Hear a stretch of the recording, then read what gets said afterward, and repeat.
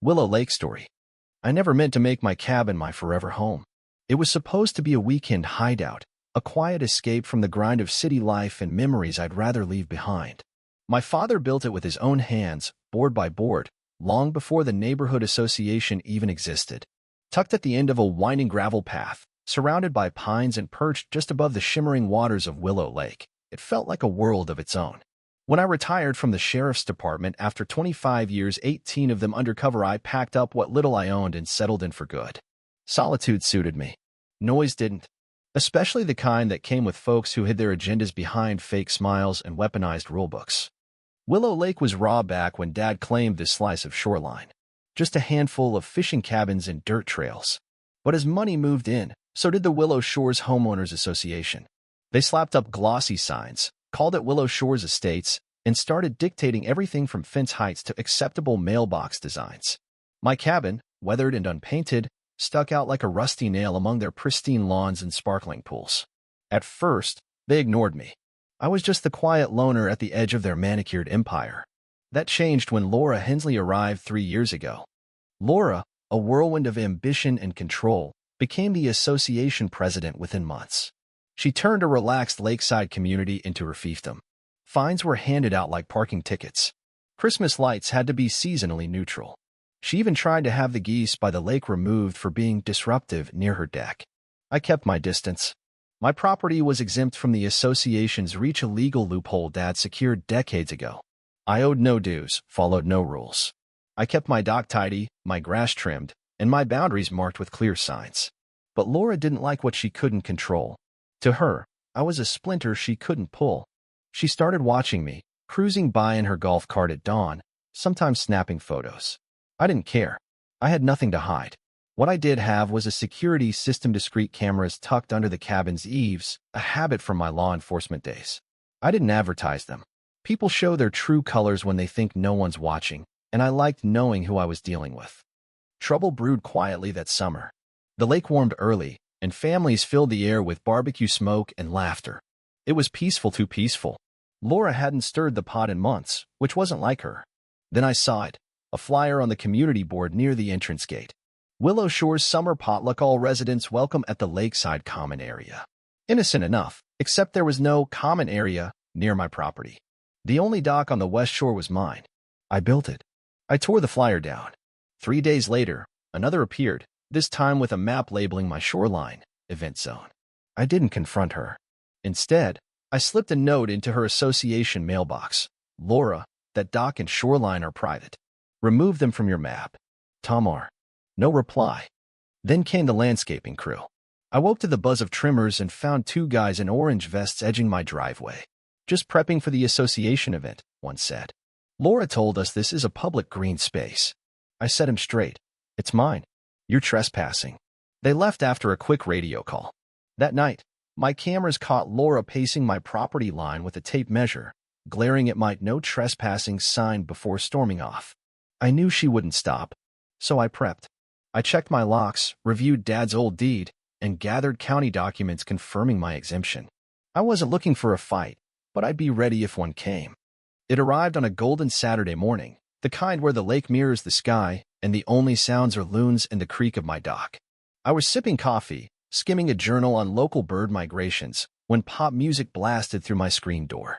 Not a radio from a passing boatful on speakers, loud enough to rattle the windows. I stepped outside and saw them, at least 20 people on my shore. Kids ran across my dock.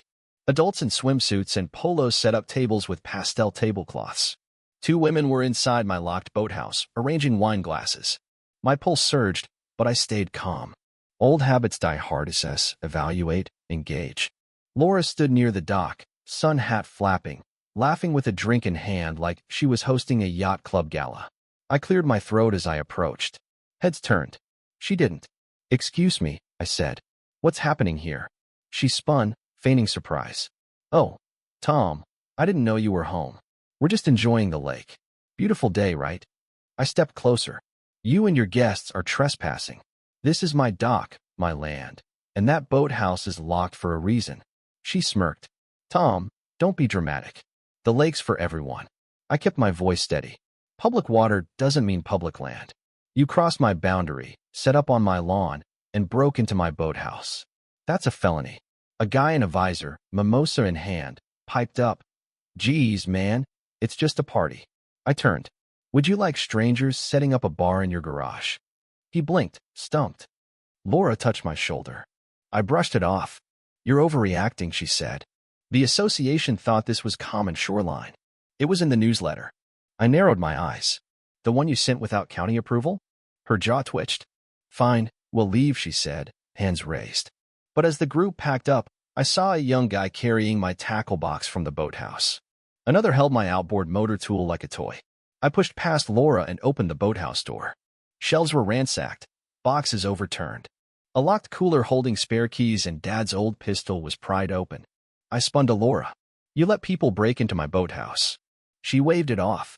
It was open. Maybe you didn't secure it. I pointed to the damaged lock. I padlocked it yesterday. Someone forced it. Her eyes darkened. Are you accusing my guests of theft? I'm saying you hosted an event that led to a break-in, I replied. She stepped back, muttering.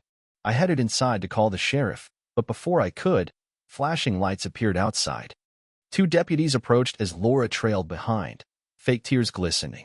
That's him, she cried. He threatened us, said he'd hurt someone if we didn't leave. The lead deputy eyed me. Sir, can we talk?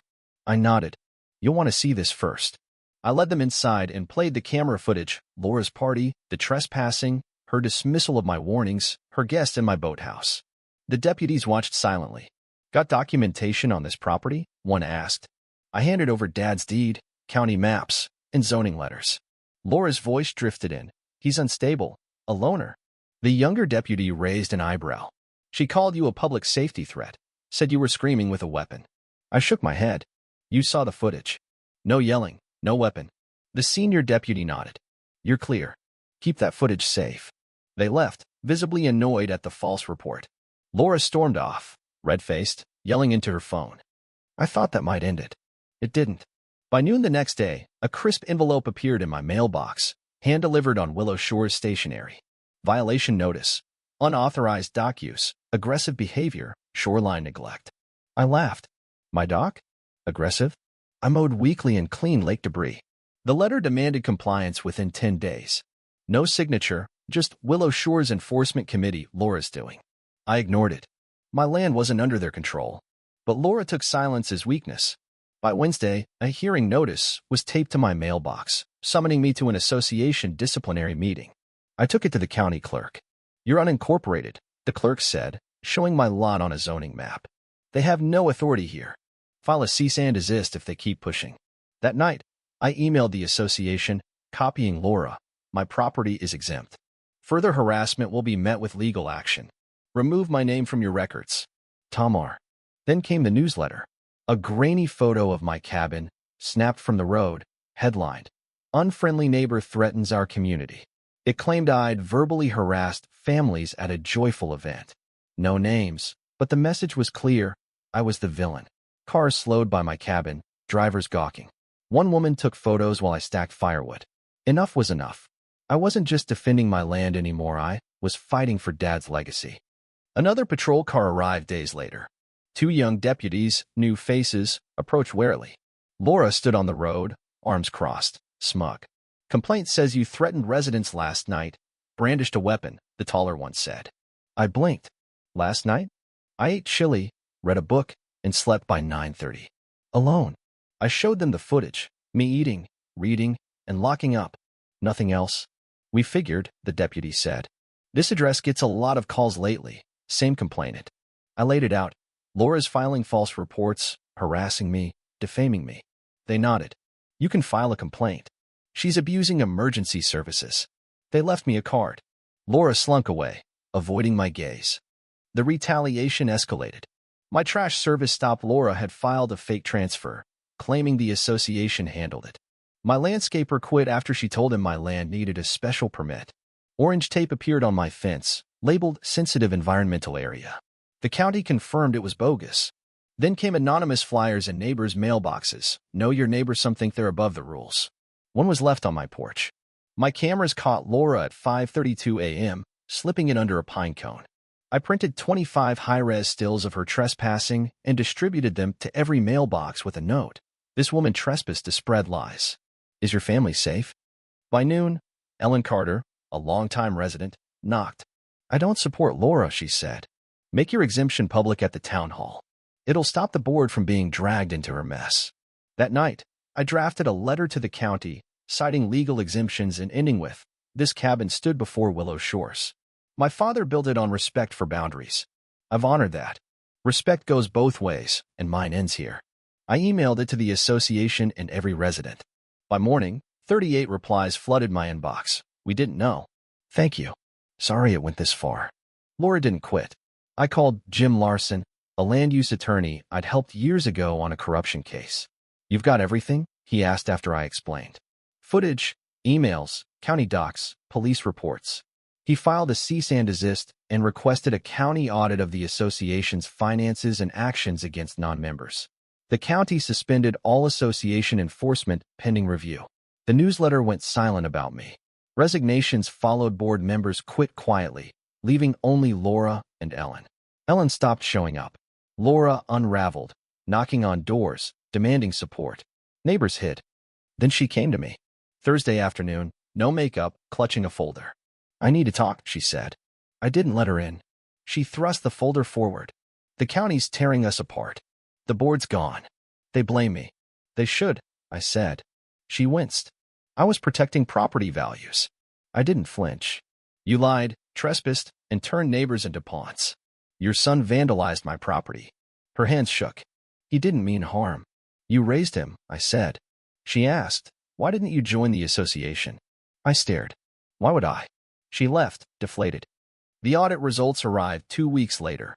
The association had overreached, issued illegal fines, filed false reports, and defamed residents.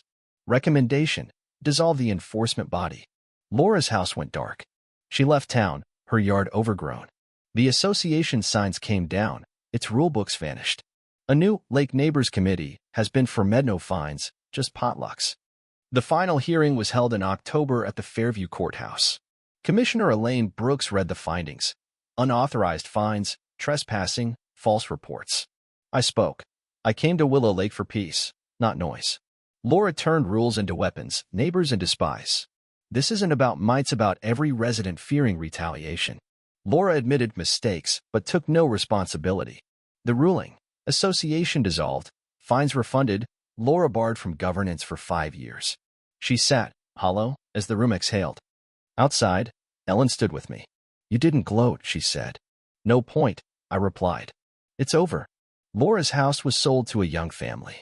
I fixed my dock, using Dad's tools. Ellen visited often, bringing soup or bread. One day, I found Dad's old tin box in the boathouse, photos, a map, and a letter. This place is about space to be yourself without permission. Don't let anyone take that. I framed it above my door. Neighbors left notes. Sorry, I believed her. You showed me how to be brave. I pinned them up, a testament to quiet justice. One May evening, Ellen and I sat on the dock, the sunset slow and warm. Do you miss anything from before? She asked. Not fighting, I said. But I'm proud I did. She leaned on my shoulder. Across the lake, kids skipped stones, their laughter echoing. I wasn't just living by the lake anymore, I belonged to it, not because I bent, but because I stood firm. What do you think? Have you faced bullies or injustice like this? Share your thoughts in the comments. Did Tom go too far, or was his fight justified? Let's talk about standing up to power and what it means for our communities.